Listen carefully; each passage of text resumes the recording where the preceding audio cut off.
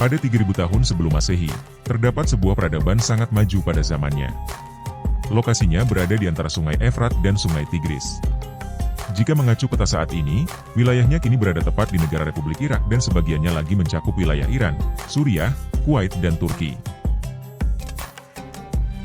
Peradaban ini dikenal dengan peradaban Mesopotamia.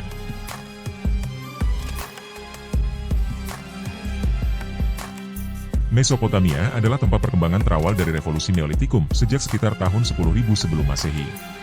Kawasan ini telah diidentifikasi sebagai tempat yang menginspirasi beberapa perkembangan terpenting dalam sejarah manusia, termasuk penemuan roda, perkebunan tanaman sereal pertama, dan pengembangan aksara kursif, matematika, astronomi, dan agrikultur.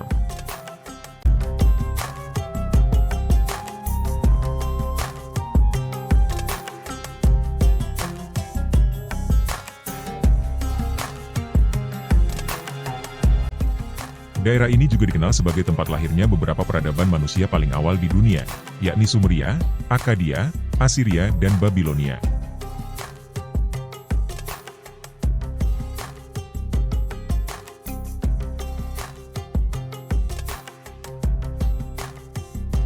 Nama Mesopotamia sendiri sudah digunakan oleh para penulis Yunani dan Latin kuno, seperti oleh Polybius pada abad 2 sebelum Masehi dan Strabo pada 60 sebelum Masehi.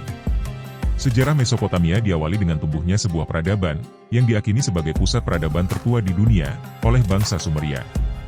Bangsa Sumeria membangun beberapa kota kuno yang terkenal, yaitu Ur, Erek, dan Kis.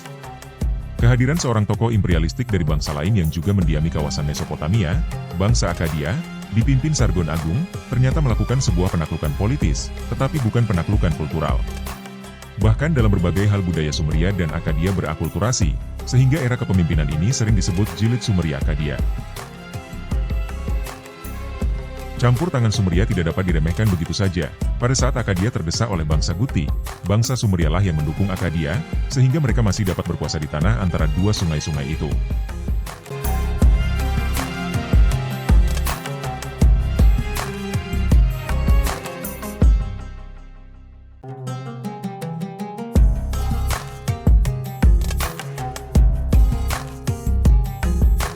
Geografi Mesopotamia sangat berdampak pada perkembangan politik di wilayah itu.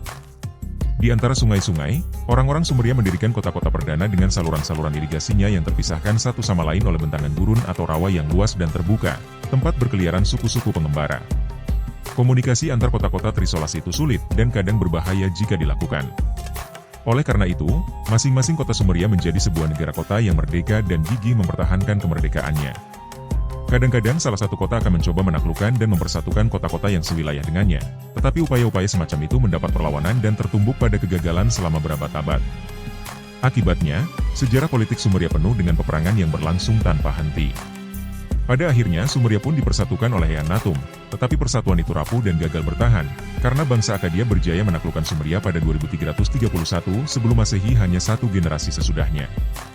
Kekaisaran Akkadia adalah kekaisaran pertama yang mampu bertahan melampaui satu generasi dan menyelenggarakan alih kepemimpinan raja-raja secara damai. Umur kekaisaran ini relatif singkat, karena ditaklukkan bangsa Babilonia setelah bertahan selama beberapa generasi.